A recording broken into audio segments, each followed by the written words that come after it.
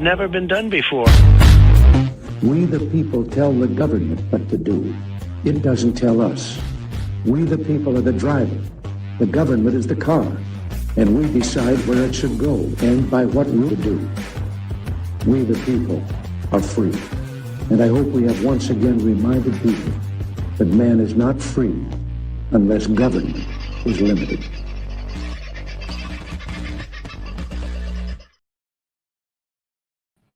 Whoa, forgot to take the picture down. How are you, folks? Have you paddled your way through your Wednesday okay? I would like to think, there you go, we can see each other now. I would like to think you've had a good day. I hope it hasn't been a bad one. It's been bloody warm. Speaking of bloody warm, I forgot to download an email that I sent to myself. Give me a moment, because you'll actually like to see, this attachment. I think it makes a mockery of something that we spoke about last night. And there are a few things that we spoke about last night. So take that as what you will. Let me just upload the thing and get it sucked in here for a moment so that I can use it as an example at the appropriate times. All right. So what a wonderful day it has been. Bloody hot. In fact, unbelievably hot in some areas, and we'll get into that very shortly. There's been a lot of movement from Anthony Albanese on the potential agreement of a national or a federal royal commission. It wouldn't be federal alone. It would be a federal and state, a combined, if you like, royal commission, run in conjunction with the one that Chris Minns is putting forward out of New South Wales. Now, this isn't an unheard of thing. There have been combined federal-state royal commissions in the past.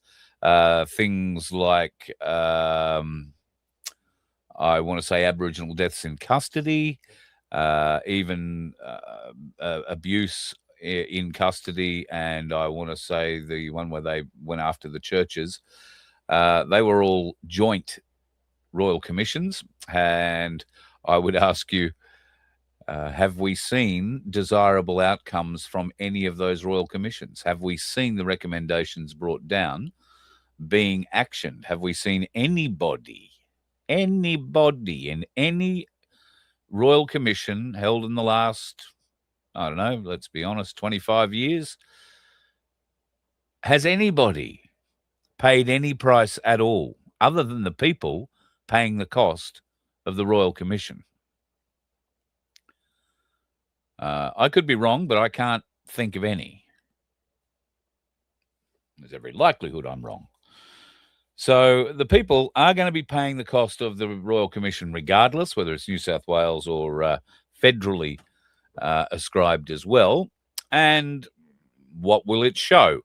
Well, it will only show what the terms of reference allow it to show. And I think that right now, the lawyers, could I take a stab in the dark and say predominantly Jewish lawyers, will be working exceptionally hard to organise the government's frames and terms of reference, federal and state, for this royal inquiry into what happened. Do we think it will actually get to the truth? I wouldn't go holding my breath if I were you. There does seem to be a great deal of anomalies. Will anybody be holding particularly other nations to account if it's found that there was some involvement there? Will it ever be found that there was some involvement? Will the terms of reference even allow the thought of that possibility to be explored? I doubt it. But I could be wrong, been wrong before, happy to admit it when I am. So fingers crossed I am wrong on this one. Fingers crossed we will get an open, very probing, very powerful, with its powers to compel people to appear before it and to give evidence. Let's see what happens.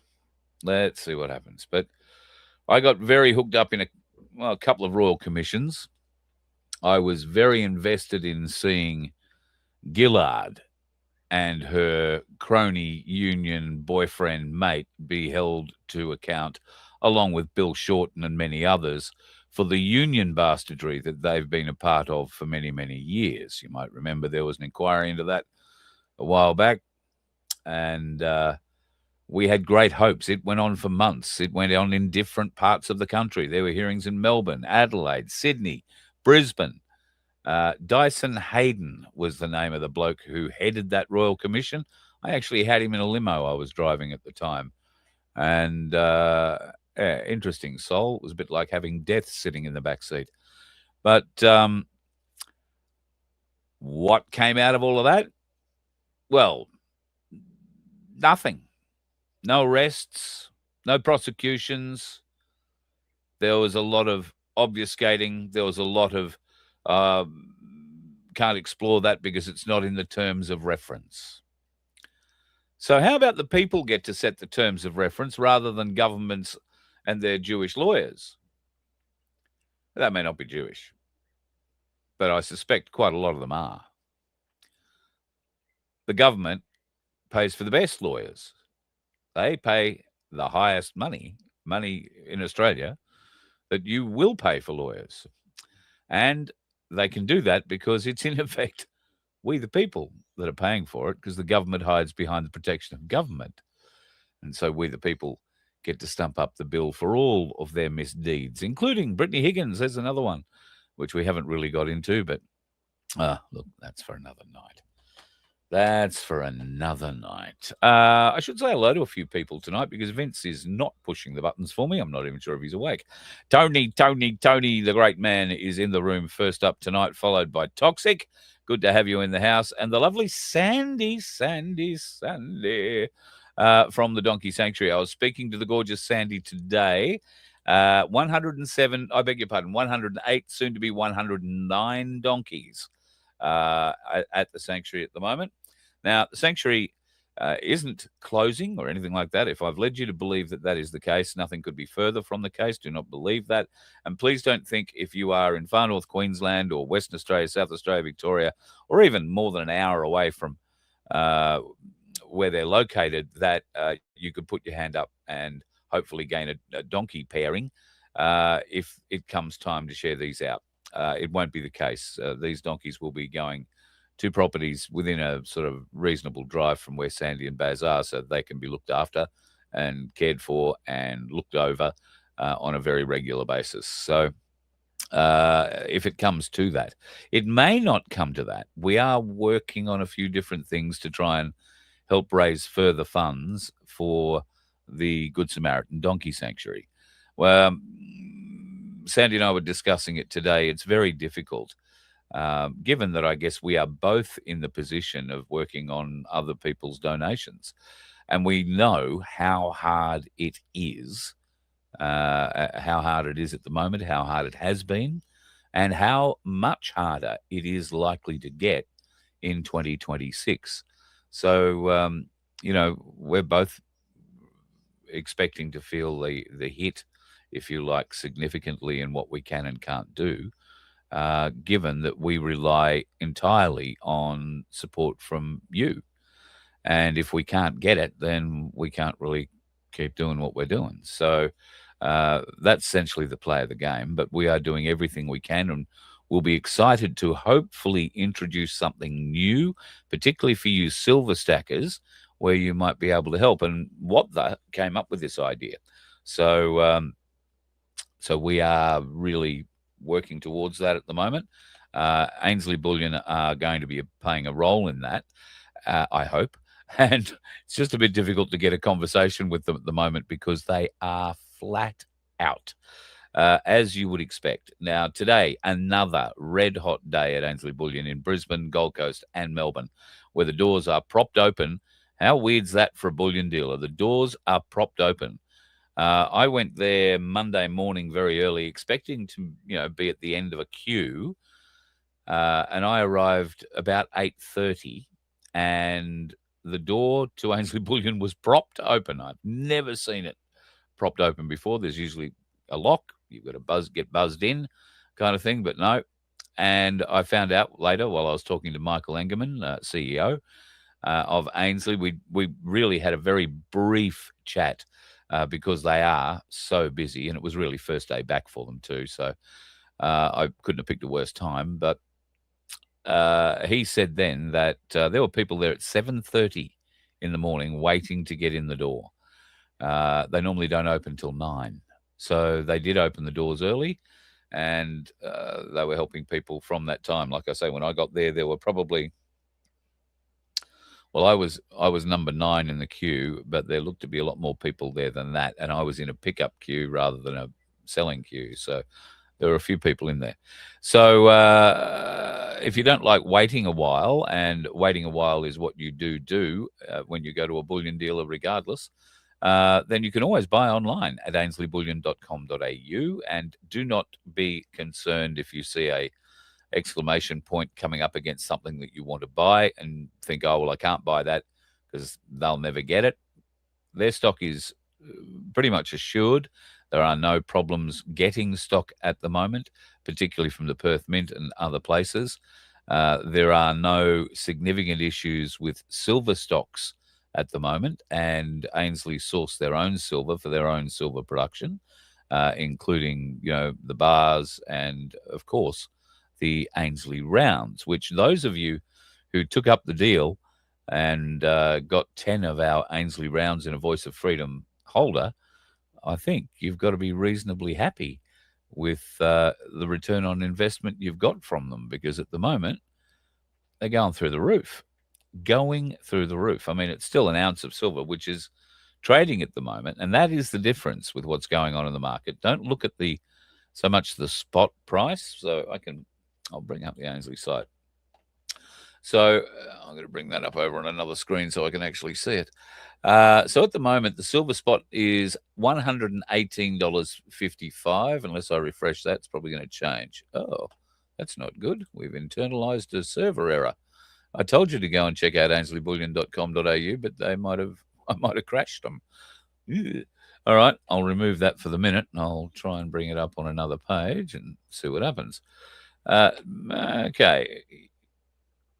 All right. It looks like the Ainslie Bullion site is either down for a little bit of maintenance at the moment, but keep an eye on it. It will pop back up in the not too distant future. If it's got a little red exclamation point beside it, just means that the stock hasn't been delivered yet, but it will be coming. They have an exceptionally large pile of online orders to get through, and they are serviced predominantly, I think, if not entirely, through the Brisbane office. So they're going through and putting out what are ostensibly thousands of orders that were made during the Christmas Eve to January 5 time that the office was closed. And now all that silver is hitting the streets and being sent out to its rightful owners. Hopefully you'll get yours real soon. And how much of a smile will it put on your face to see that the price you bought it for is substantially less than the price it is currently at. Now, I'll try and show you something a little different here. What you're looking at there is the chart that, I'll get rid of the ad, the chart that Vince brought up on us last night. So don't be getting too worried about the 118.44 in red here. Now, that's just an indication that it is dropping slightly from what it has been here during the day. But if we zoom out, you can see here that the highs have been extremely high, going up to nearly $1.20 today, earlier today, settling down around at the moment at about 118 Australian. Or if we look over to the US side of things, I can change that to US dollars, and you'll see that it's sitting just under 80 US dollars. In fact, the COMEX silver settled today 5.73% higher at $80.53 an ounce. That's US dollars, of course. So what does all that mean? Well, that means that if you bought way back when we first started telling you to buy, you've made a profit probably nearly triple your investment. What should you be doing with that? Celebrating, going out for dinner? By all means, go and do some of that. But I wouldn't be going and spending a whole heap of it just yet. I'd be starting to consider what's going to happen with gold.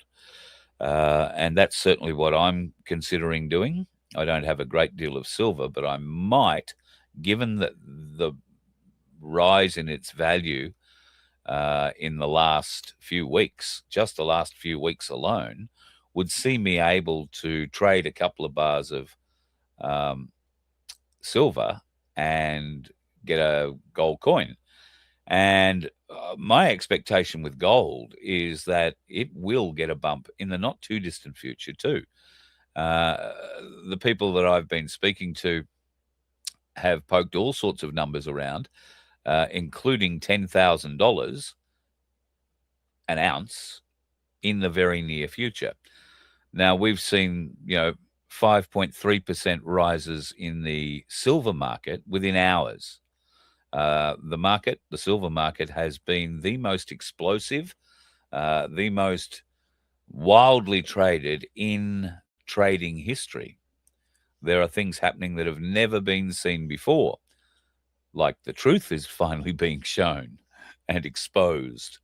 The truth of the lie of paper, silver paper, silver and gold paper.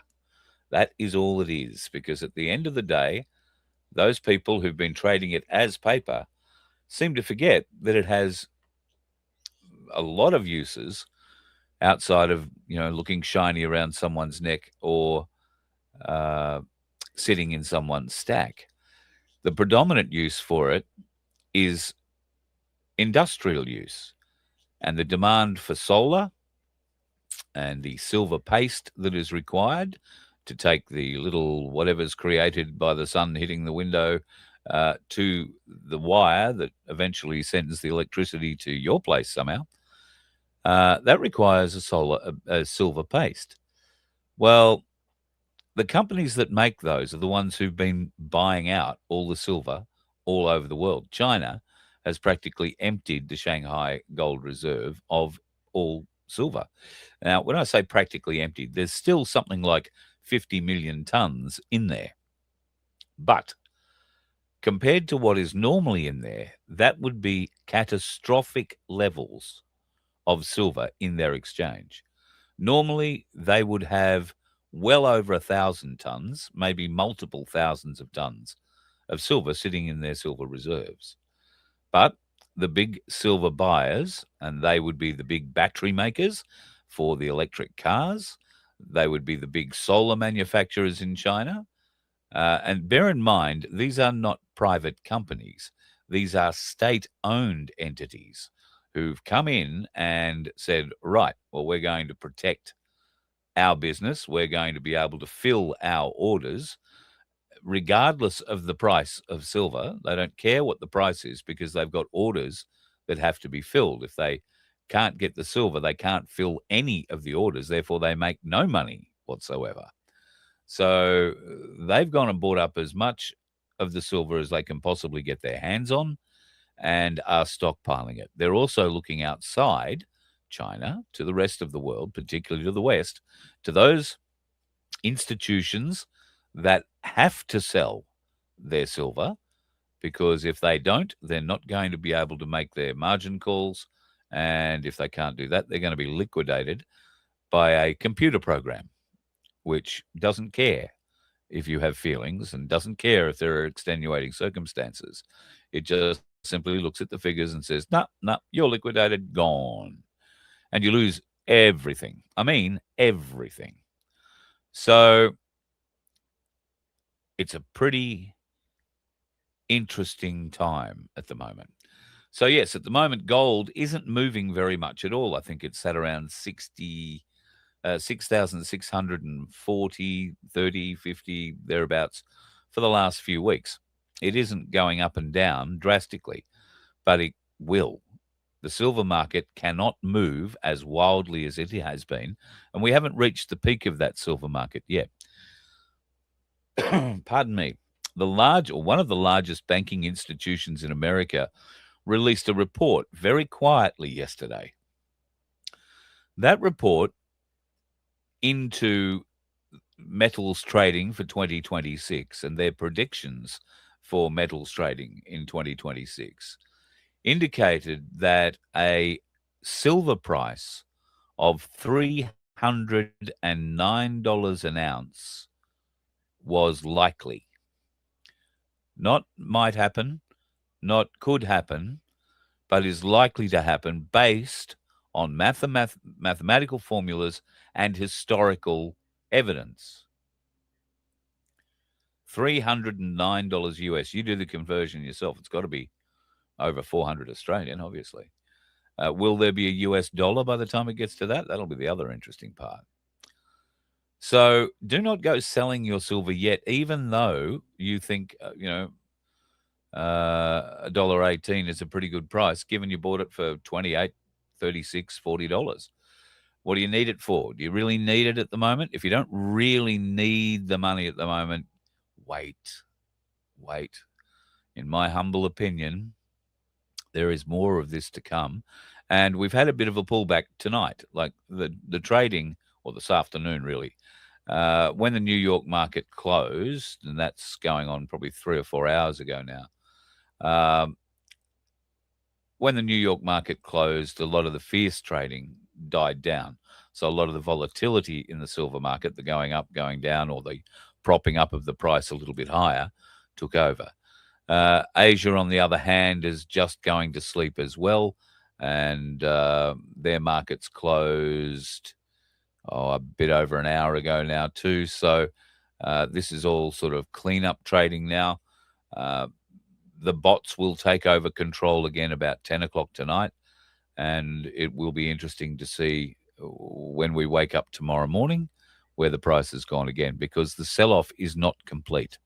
There is much more pain to come out of the American market, and the West, controlled by the COMEX market, cannot allow the gap between the paper price of silver, which at the moment is $80.73 US. It cannot allow that gap to the real price of silver, which, if you go into a bullion dealer in Hong Kong or in Shanghai or Beijing or Dubai or Abu Dhabi, or indeed anywhere in Saudi Arabia, you won't be able to buy 1 ounce of silver for $80.73. You'll pay $130 to $140 US every time.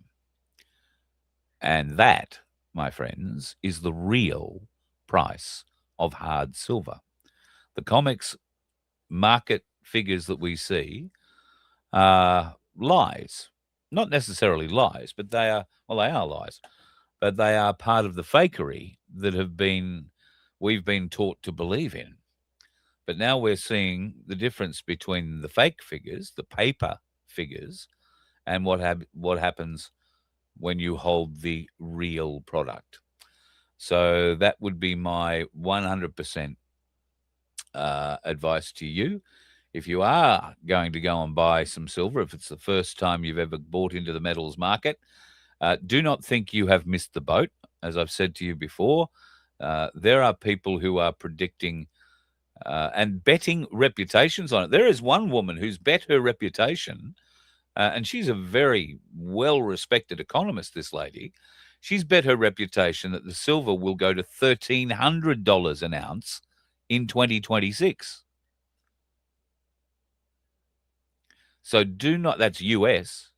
So do not think you've missed out now, because if you go to Ainsley Bullion, you're going to pay $140 for an ounce or a coin. All right? You haven't missed out. Get in sooner rather than later. And if, like me, you struggle to put together enough money to buy an ounce, don't forget, Ainsley run this Ainsley Saver account, which is absolutely bloody spectacular for people like you, maybe me, or me, definitely maybe you, who can only put in a little bit at a time. All right. Maybe you can only put $20 a week in, or $50 a week, or $100 a week. And look at the way silver's going at the moment. At the end of 4 weeks, you'll have $400, be able to buy half an ounce, but you'll be in. Now, if you put away $5 a week, $10 a week, whatever it happens to be, into your Ainsley Saver, you can choose to invest in gold or silver that way. And what happens is it allows you to buy gold and silver fractionally. Now, if you want to know what a fraction of the cost of gold and silver is, all you need to do when the Ainsley site is back up and running again, although the ticker is running, is have a look at what a 1/10th or a 1/20th of an ounce of gold costs. Now, I think I saw earlier today 1/20th of an ounce of gold, which is wafer thin, folks. Like, it is just way tiny. I reckon on a hot day like today, it would melt if it was in your top pocket. I think that was worth about $160 or $80. So by able to buy fractionally, that $160 or $180 gets you into gold, but you might take 5 or 6 weeks or 10 weeks or however long it takes you to get to it. But once you've got in there, you're in there, and keep buying. It's only going to get better. Sure, if you happen to go and, win some money on a scratchy or the pokies or whatever your indulgence happens to be, I would advise not to take it to the bar and celebrate. I would advise to take it to a bullion dealer and invest there. You will find the payoff to be quite significant. You can also, if you're a Bitcoin person, you can also, through Ainsley Bullion, trade Bitcoin. And you can trade metal for Bitcoin or Bitcoin for metal, whatever you want to do. So ainsleyBullion.com.au, all the details are there. And if you are going to go and make an order, make sure you put my name or the Voice of Freedom in the notes section of your order. And that way you'll get a little discount. And that little discount, well, it might seem terribly little, depending on how much you're buying, but it all adds up in the end. And as I've said to many people who've said, oh, gee, it's not a bloody great discount, is it? Well, no, it's not 10%, because they don't make 10%. They don't know anything near that when they sell it to you. They couldn't, because if they were selling 10% above the spot price, every other bullion dealer would be making a fortune, because they'd be a lot cheaper. So don't think from a moment that, it works that way. It's precisely the opposite, in fact. All right, let's get back into what else I have to show for you tonight. Oh, yes, the bomb brilliance. All right. Last night, you will remember, we talked about the Bureau of Meteorology and how their $96.5 million website was a bit of a blowout. And as it turned out, an expensive blowout that was a abject failure. Now, this was agreed to by the people from the BOM under Estimates Committee questioning. They said that they were working very hard to rectify it. That would be more money we're paying if this $96.5 million that was paid for the BOM site overhaul was completely wasted, because they got nothing but complaints right from the word go. People were terribly, terribly, terribly disheartened with the information that had been removed, particularly from the weather radars and wave height readings and all that kind of thing.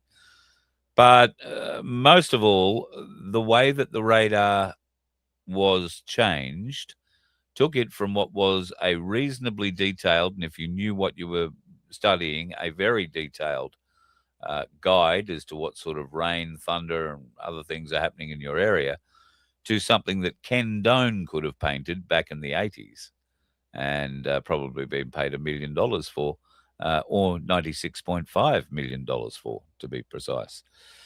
Anyway, today, a very, very warm day. Had reports coming in from everywhere. I'll get to the highest report very shortly, but this one was only sent in to me very recently from Wilson's Promontory today. Now, for those of you that don't know where Wilson's Promontory, southwestern coast of Victoria. Oh, sorry, beg your pardon. Southeastern coast of Victoria. It's the other bay, if you like.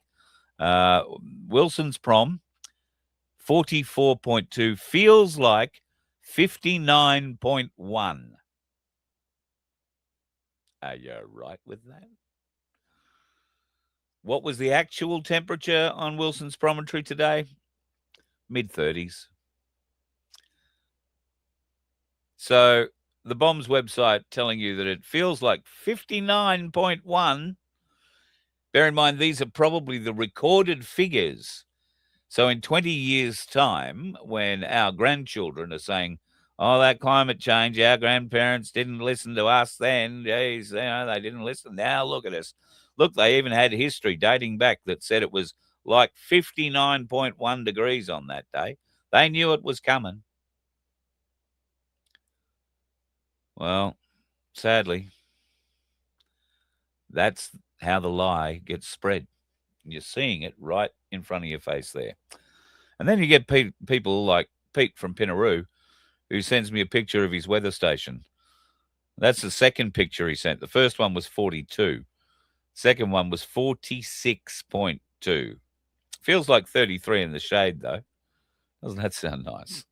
46 degrees. I don't think I've ever been in that sort of heat, ever.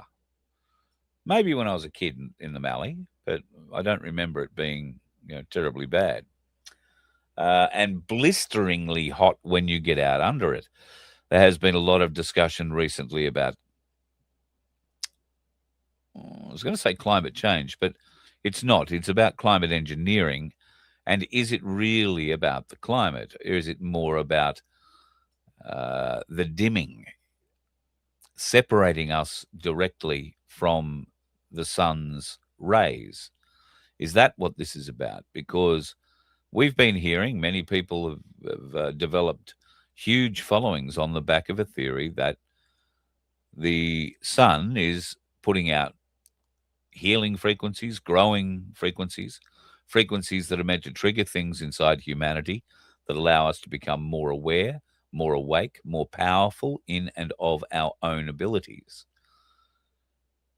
I would argue that there is certainly some evidence of that, I think.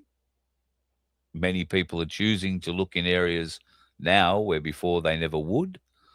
And now when they look in those areas, they don't come back with eyes like saucers. They come back with a sad expression and a knowing look of, shit, they are doing that to us. More of that. We need more of that. A lot more.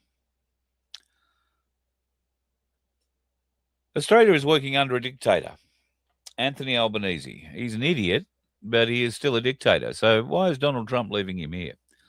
Donald Trump is threatening so many dictators around the world, but he's left Albo off the friggin' list.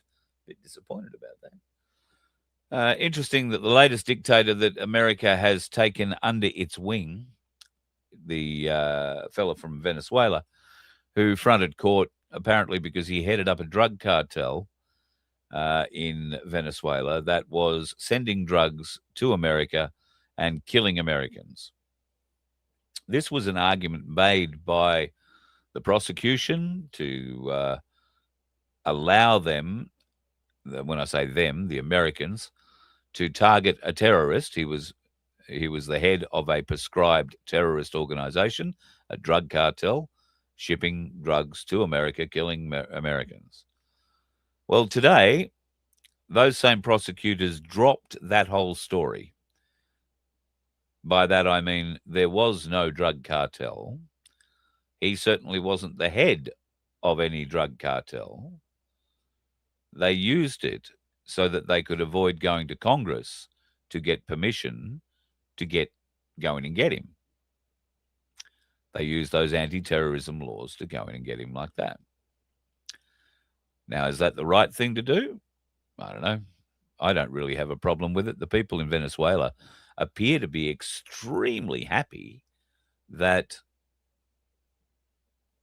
I've forgotten the bloke's name, the president is gone. Maduro is gone. They seem to be extremely happy. What seems a little weird is that his number two has been now, I guess, anointed by Donald Trump and the American administration to at least sit in the chair and assume, outwardly at least, a level of control. But America has made it very clear that they now think that Venezuela's oil, or certainly some of Venezuela's oil, is America's oil. And what a surprise, this seems to be about oil again. But a little more than that. It may also be about silver, because Venezuela does produce, I think it's 12% of the world's silver. The night before the Americans went in and took out the president, 11 aircraft of Russian and Chinese origin departed Venezuela with as much silver, and I suspect probably a bit of gold, as they could carry. That's 11 transport aircraft filled to the gills with tons upon tons upon tons upon tons of silver, all headed respectively back to Beijing or Moscow. But that's okay. The mine in Venezuela that produces all this silver is still producing.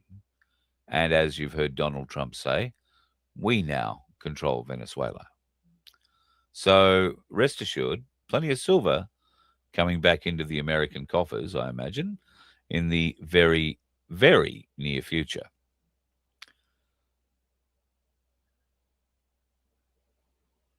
We talked last night about the ICA.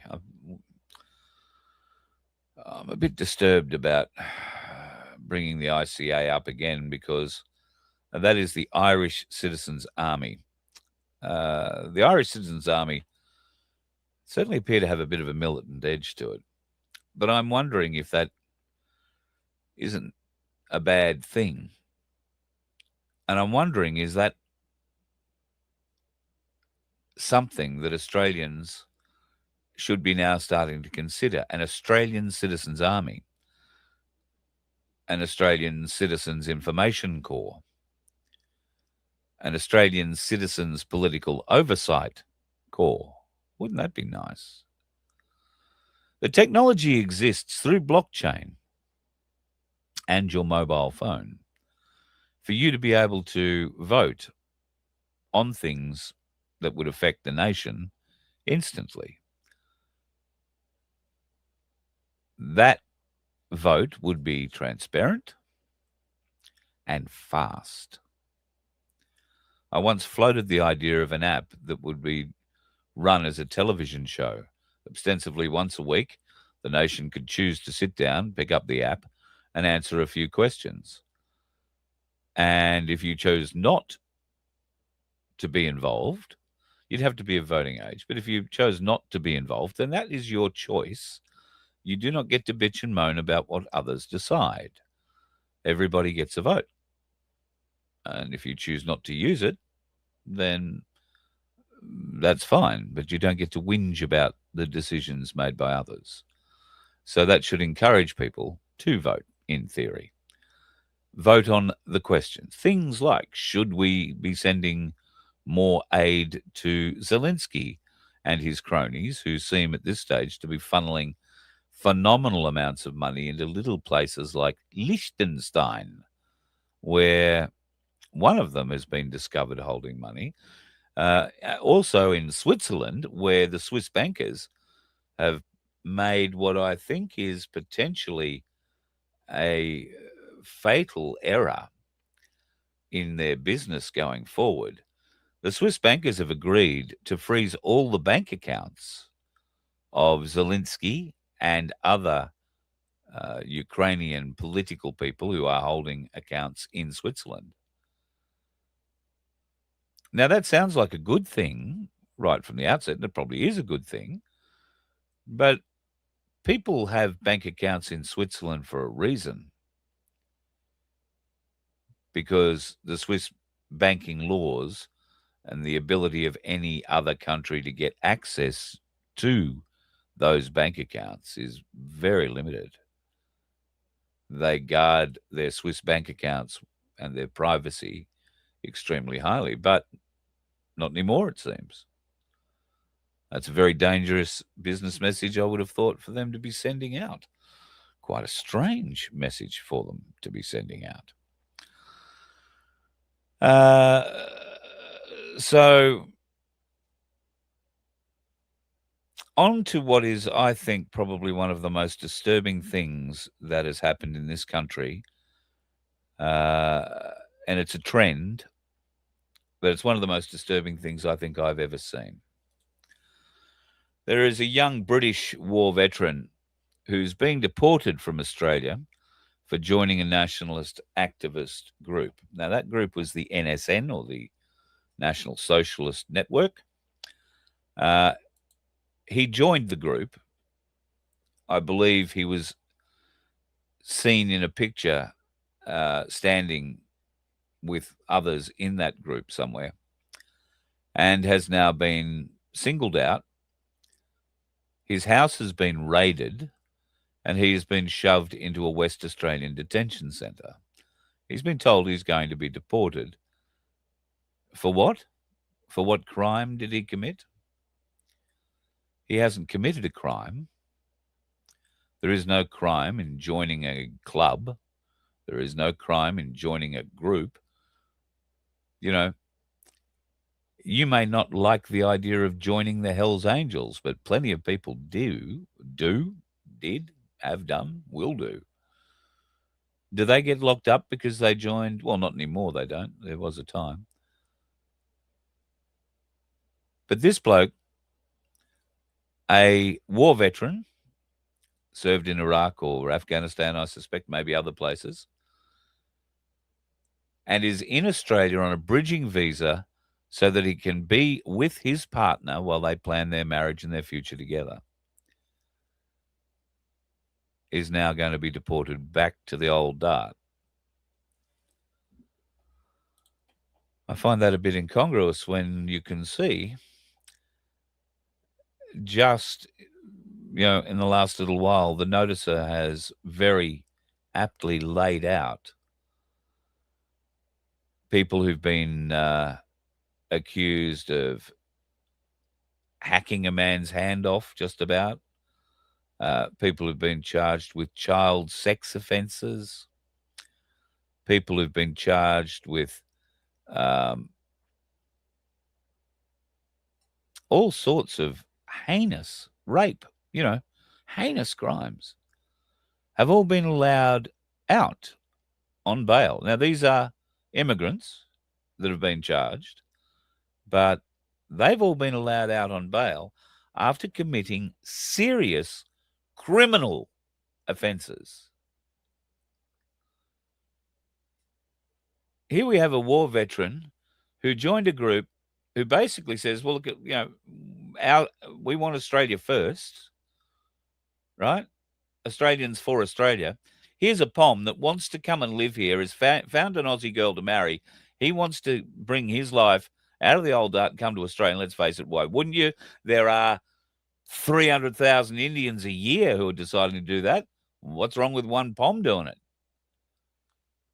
But I know tonight he's in the Western Australian Detention Centre, and there is every likelihood he is going to be deported. This is absolutely disgusting, and I hope that he will sue the Australian government for their actions. Unfortunately, it might mean he's going to have to do it from the old dart, and he's probably going to need to wait until there is a change of government, and even then it'll probably take some wrangling from the minister before he's allowed back in the country to be with his partner. This is absolutely disgusting. I would be equally upset if they were treating an Australian war veteran this way, but they can't deport Australian war veterans from Australia. I know they'd like to. Instead, this veteran, who I don't know is getting any support from our Australian veteran community at all, but they need to get behind him. I mean, it doesn't matter whether this guy was an operator or his job was to make sure that everybody got Marmite for breakfast. It doesn't matter what his job was. He served in a war zone, the same war zone that many of our veterans have returned home from, the same war zone that many of our former military men and women are now working in other roles, private roles. But this bloke's not doing that. This bloke's living with his partner in Western Australia, trying to make a living for themselves and a future for themselves in what once was the greatest country in the world. But now, by deliberate deed, by deliberate government action and deliberate government inaction, we are being dragged into a second and then to a third world country future. Now, I know that most of you watching this, that's not something that you want. It's the people who can't see it yet we need to convince. We need them to come out. We need them to wake up. We need you to help wake them. Good luck with that. We're still looking for the key. Maybe this one will help. Water. Isn't it a marvellous thing? Well, the Australian data centres require an awful lot of water.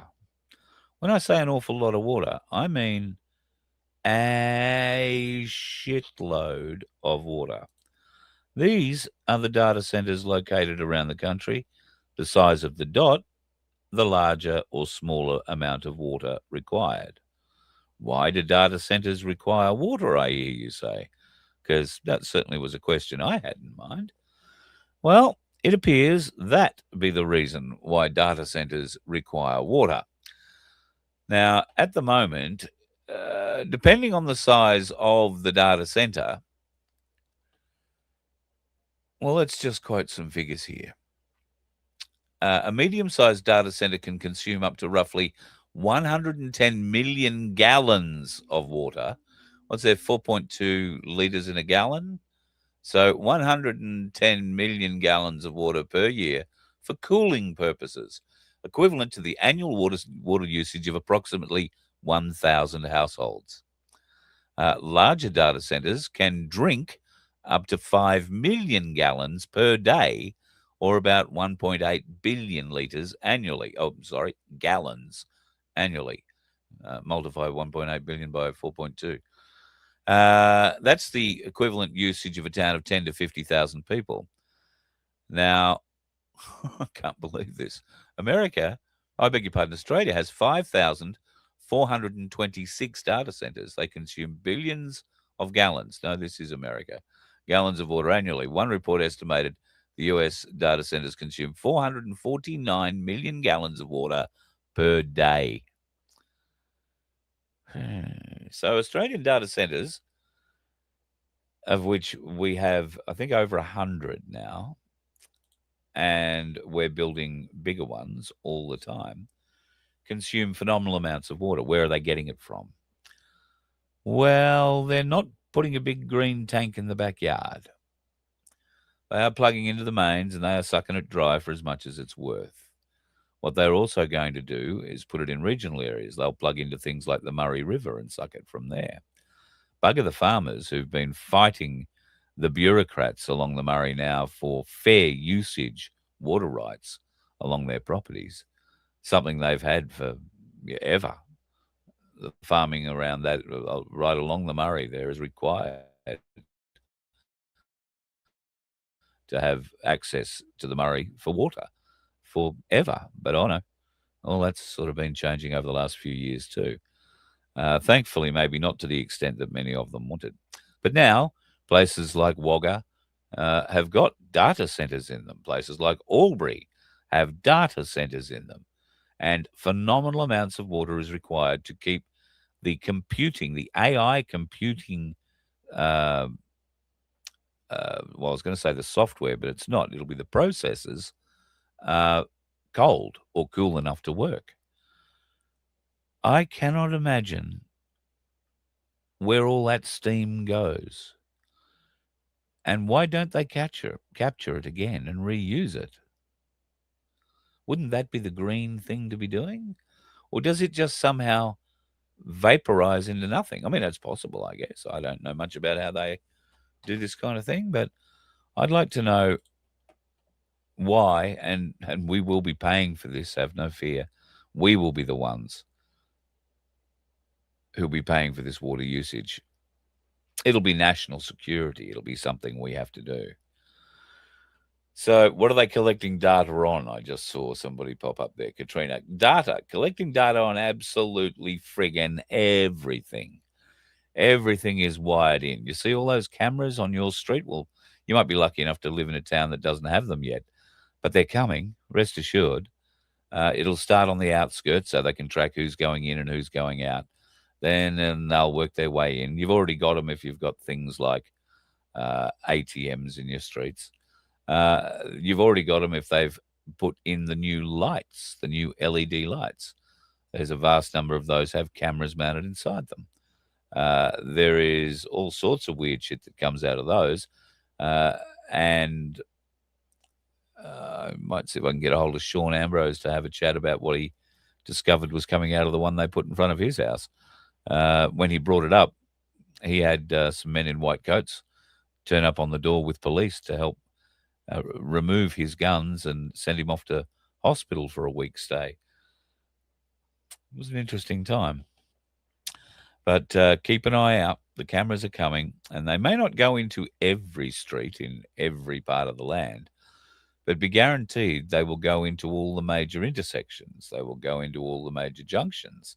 They will know where you live and will be tracking you from wherever. And because you are on the move, all the data that they've acquired through your mobile phone will be aligned so that when you turn up at wherever you're turning up and open your phone up, you'll start seeing ads for everything from where to stay the night in the area that you're in, to go and get a feed, or to get your hair cut, or to go and see a show. All of that will be all there, lined up, ready for you to read without you saying anything. That's what data centers are all about, acquiring all that information, being able to put it into a usable format, and allowing those who will pay to access it a way to make your experience that little bit easier. And it's the way that they are going to screw us in this world, folks. Which leads me on to the next little thing that I want to talk about. Elon Musk. What a marvelous, marvelous human being, many of us have said. He does appear to be saying and doing quite a lot of the right things in many instances, but then there is also what he's planning on doing with AI. So I want you just to have a listen to something that happened on the HBO network recently, an interview that he did with a couple of people there, talking about his AI company and what they're working on doing. You're a neuroscience company, and you're working to build basically an interface to the brain. Yeah. Electrode to neuron interface at a micro level. Okay, what is it? Like, I'm gonna have like a plug in my head that's gonna fit into a hard drive? Like, or how does that work? Yeah. A chip and a bunch of tiny wires. This would be implanted surgically. And it would do what? Could you input? Could you download Jim? Yes. What? The long-term aspiration for Neuralink would be to achieve a symbiosis with artificial intelligence, and to achieve a sort of democratization of intelligence, such that it is not monopolistically held in a purely digital form by governments and large corporations. Basically, an effort for man to merge with machine in a healthy way. Yes. To beat machines, you basically have to merge with machines. Most likely, yes. Essentially, how do we ensure that the future constitutes the sum of the will of humanity? And so if we have billions of people with a high bandwidth link to the AI extension of themselves, it would actually make everyone hyper smart. He makes a very interesting point, that last line. It would make everybody hyper smart. I guess it probably would. How much smarter do people feel when they use AI today? How much easier has AI made many people's lives? You tell it what you want, it creates it for you. You give it a few ideas, a few thought patterns. You want it to do a report or tell a story. You just give it some talking points, and it does a very, very good job. There was another question that he mentioned, or another point that he brought up in there about democratic intelligence and guarding against democratic intelligence being only held by those elites and those in power. And that would mean the systematic dumbing down of the rest of society. This would protect against that. Or it would make you immediately programmable into that state. He's talking about a neural link between your brain and a computer. And that computer and your brain can do amazing things together. Or should I say, that computer can do amazing things to your brain. There's probably a better way of putting it. And is it really happening? Is it something we need to be concerned about? Oh, I don't know. Here's what they're making at the moment at the Neuralink factories. So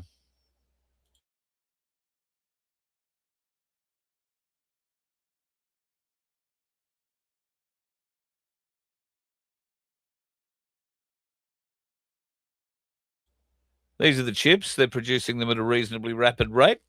And my guess is they'll be very effective.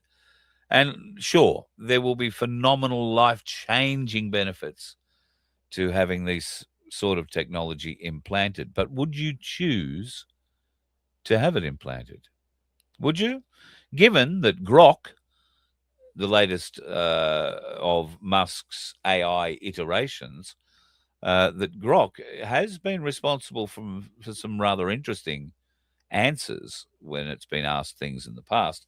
And just recently it was asked a very interesting question about J.D. Vance. So music reviewer Anthony Fantano posted this. The tweet says, "Am I going nuts?" And as you see there, it's a side-by-side picture of J.D. Vance and Erica Kirk. The implication being, well, they do kind of look alike. Then, of course, Grok gets involved. This woman, Canadian Jennifer, said at Grok, "Do these two look related?" And you just will not believe Grok's response. This is what Grok said. "They share striking facial similarities, same eye shape, nose, and overall structure. It's actually J.D. Vance in both. A standard photo and one from his Yale days in drag with a blonde wig. They're not related, they're the same person." Thank you, Grok, for clarifying this important point. Because while the rest of us just think they look like siblings, apparently Elon Musk's Grok thinks Erica Kirk is J.D. Vance in a wig. Which would not be the first time that has happened. Simply incredible work.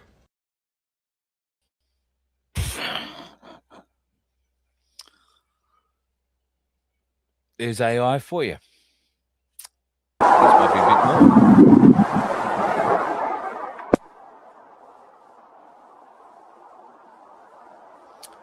This happened in Mexico, reportedly in the last couple of days. There's also another one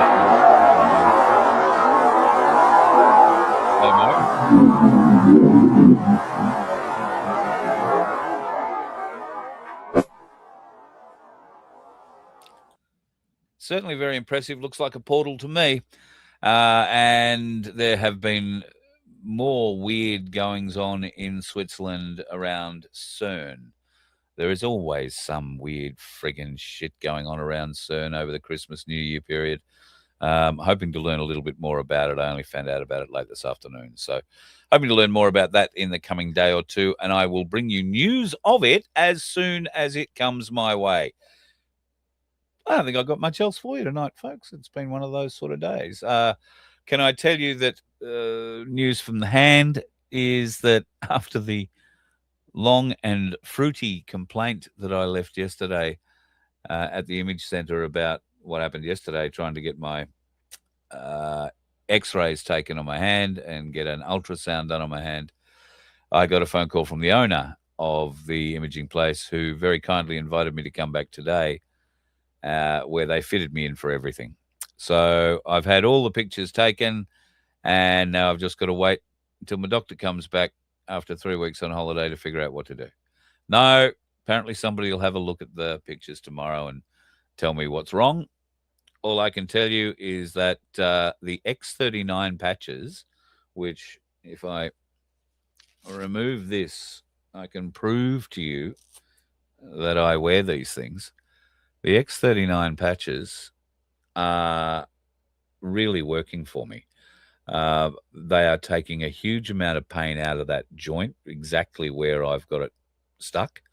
The webbing between those two fingers was quite swollen. And when I say quite swollen, it was, like squash ball size swollen and tight, really, really tight, very painful, very tight. That has all been taken out by the X39 patch. I've done nothing different. I haven't taken Nurofen or any of those sort of things. I put the patch on. The pain went within 10 minutes and the swelling was gone overnight. Can't believe it. And I actually do feel like it is doing a benefit. Whether or not it can repair whatever it is I've done in there to the tendon, that'll be a whole other question. Probably answered by a doctor who says, oh, goodness gracious me, I don't know. But we'll find out more about that tomorrow, won't we? Where I will suffer my way on the road, as you will too, avoiding the dickheads as usual. Have yourself a bloody good night, folks, and see you tomorrow. You let one ant stand up to us, then they all might stand up. Those puny little ants outnumber us 100 to 1. And if they ever figure that out, there goes our way of life. It's not about food. It's about keeping those ants in line. That's why we're going back. Does anybody else want to stay? Let's rock!